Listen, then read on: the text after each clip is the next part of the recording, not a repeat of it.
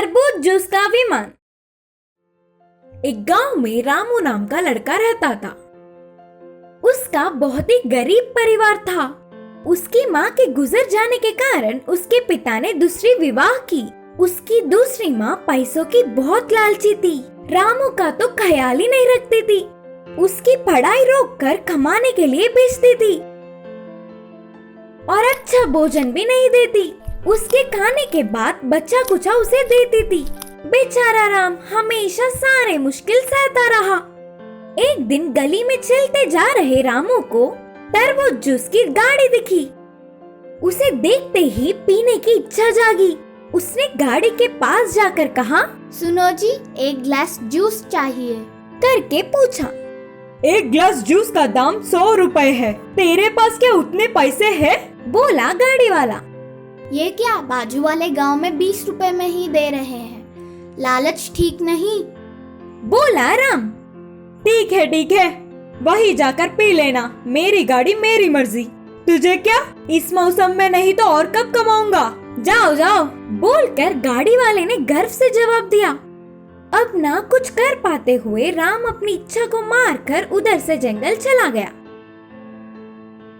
जंगल में लकड़ियां समेटने वाले रामू को शिकारी के जाल में फंसी हुई एक पक्षी दिखी। वह पक्षी रामू को देखते ही बोली, अरे लड़के, मुझे बचाओ ना। उस शिकारी के आने का समय हो रहा है। मुझे जल्दी इस जाल से बाहर निकालो ना। बोलते हुए विनती करने लगी। वह रामू उसे देखते ही दया से छुड़ाकर खुली हवा में छोड़ दिया और तुरंत वो पक्षी देवी के रूप में बदल गई। मैं साधारण पक्षी नहीं हूँ, इस वन की देवी हूँ। मुझे बचाने के लिए तुम्हारा धन्यवाद। तुम्हें कौन सा वर चाहिए, मांग लो, पूरा करूँगी। देवी माँ, मुझे तुरंत तरबूज जूस पीने की इच्छा है, लेकिन वो गाड़ी वाला नहीं दे रहा है ना, क्या करूँ? राम ने बहुत ही मासूमियत से कहा। तो तुरंत देवी माँ ने तरबूज जूस के विमान का आविष्कार किया। उसे देखते ही, हे, तरबूज जूस का विमान, तरबूज जूस का विमान, बोलते हुए रामू खुशी से उछल पड़ा। ये विमान तुम्हारा ही है। तुम जितना चाहे उतना जूस पी सकते हो, देवी ने कहा। शायद रामू प्यासा होगा। उसने तुरंत 2 गिलास जूस पी लिया। फिर वो विमान से जल्दी गांव वापस लौट गया। गांव के सारे लोग आसमान में जा रही तरबूज जूस के विमान को देख चौंक गए। रामू जिसे भी जूस चाहिए हो उसके घर विमान में जाकर उसे जितना चाहे उतना जूस देता था और बदले में उनके दिए हुए पैसे ले लेता। ऐसे रामू ने पैसों के साथ साथ अच्छी नाम भी कमाई। इससे दूसरी माँ में बदलाव आने पर बेटे को अच्छे से ख्याल रखने लगी। उससे पहले गली में जूस बेचने वाले घमंडी गाड़ी वाला एक गिलास जूस का दाम 20 रुपए कम करने पर भी कोई उसके पास नहीं गए। इससे उसका व्यापार नष्ट होकर बंद हो गया। कबूतर के जोड़े की कुर्बानी।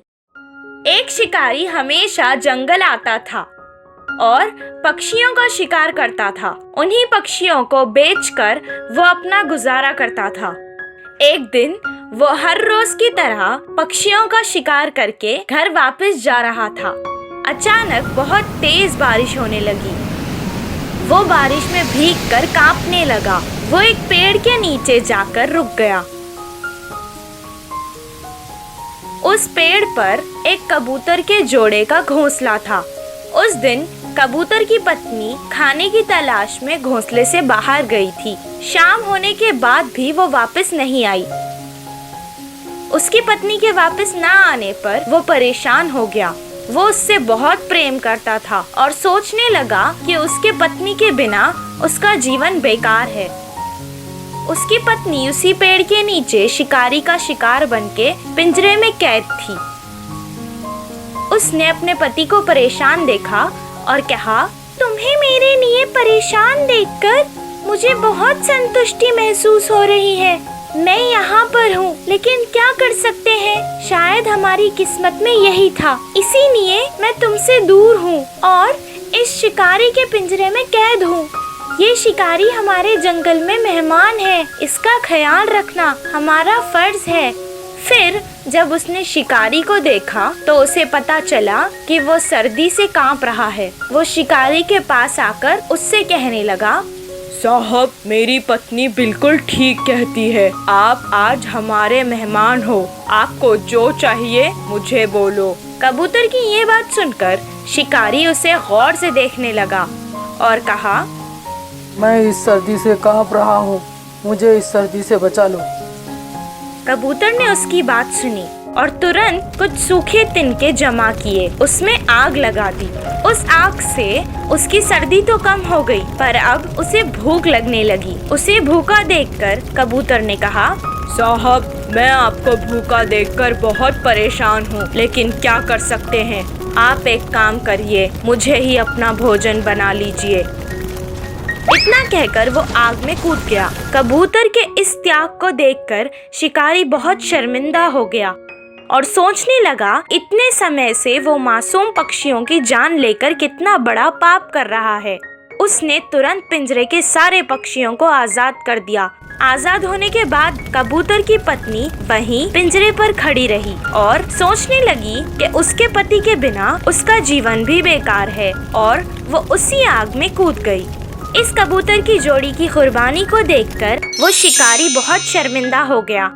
कुछ देर बाद वन देवी ने उन दोनों को वापस जिंदा कर दिया। वो दोबारा अपने घोंसले में जाकर बैठ गए। उन दोनों को एक साथ देखकर शिकारी के मन को शांति मिल गई।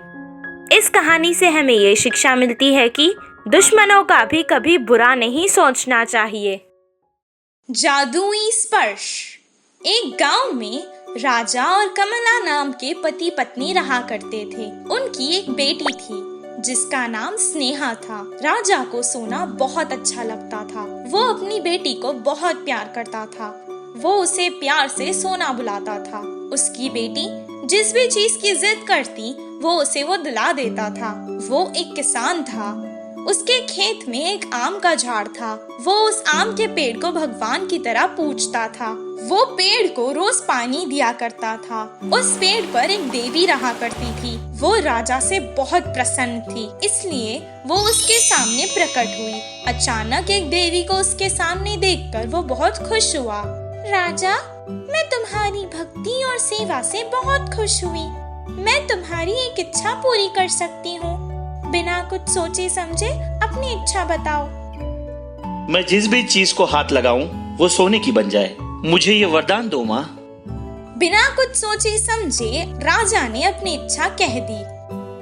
एक बार फिर से सोचकर वरदान मांगो। माँ, मुझे सोना बहुत पसंद है, इसलिए मैंने ये वरदान मांगा है। तब देवी ने कहा, ठीक है, तुम्हारी मर्जी।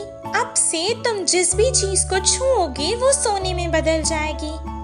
वो अपनी शक्ति को आजमाना चाहता था, इसीलिए वो पेड़ से गिरे एक आम को छुआ और वो आम सोने में बदल गया और चमक रहा था। देवी का दिया हुआ वरदान काम कर रहा है। ये देखकर वो बहुत खुश हुआ। फिर एक बार वो अपनी शक्ति को आजमाना चाहता था, इसीलिए उसने आम के पेड़ को छुआ। वो भी सोने का बन गया। इस आम के पेड़ को यहीं पर छोड़ देता हूँ। अगर किसी भी गांव वाले को जरूरत होगी तो वो इस पेड़ से कुछ सोना ले जाकर अपनी जरूरत पूरी कर लेगा। इतना कहकर वो अपने घर वापस चला गया और अपनी पत्नी को सारा किस्सा सुना दिया। तभी उसकी पत्नी को दिखाने के लिए वो घर में रखे कुछ चीजों को छूने लगा और वो सोने में बदल गई। कुछ देर के लिए उसकी पत्नी बहुत खुश हुई, लेकिन इसका परिणाम सोचकर वो दुखी हो गई। कुछ देर बाद स्नेहा पाठशाला से घर वापस आ गई। पिता को देखकर वो तुरंत उसके पास आ गई। पिताजी, पिताजी, और अपने पिता के पास खड़ी हो गई। राजा उसे बहुत प्यार करता था, इसीलिए जैसे ही उसने देखा कि वो बच्ची उसके पास आई है, उसे अपनी बाहों में ले लिया। पर जैसे ही उसने स्नेहा को अपने हाथ में लिया, वो बेचारी बच्ची सोने की गुड़िया बन गई। राजा को सोना बहुत पसंद था, पर अपनी बेटी से ज्यादा तो नहीं। अपनी बेटी को ऐसे देखकर वो रोने लगा। अचानक वहाँ वो वरदान वाली देवी प्रकट हुई और कहने लगी, क्या हुआ राजा, क्यों याद किया मुझे? मुझे ये वरदान नहीं चाहिए माँ, ये वापस ले लो और मुझे मेरी बेटी दे दो। मैंने तभी तुमसे कहा था ना कि दोबारा सोच समझकर वरदान मांगो। ठीक है, जैसा तुम चाहो। अब तुम्हारे पास कोई शक्ति नहीं होगी, तुम साधारण इंसान हो जाओगे और जो भी चीजों को तुमने छुआ है वो सोने से वापस साधारण हो जाएंगी। जैसा देवी ने कहा था, उसकी शक्तियां भी चली गई और जो चीजें उसने सोने में बदल दी थी वो भी साधारण पैनी जैसी हो गई। इसके बाद उसने कभी लालच नहीं किया और अपने परिवार के साथ खुशी खुशी रहने लगा। इस कहानी से हमें ये शिक्षा मिलती है कि अपने पास जो होता है उसी में खुश रहना चाहिए।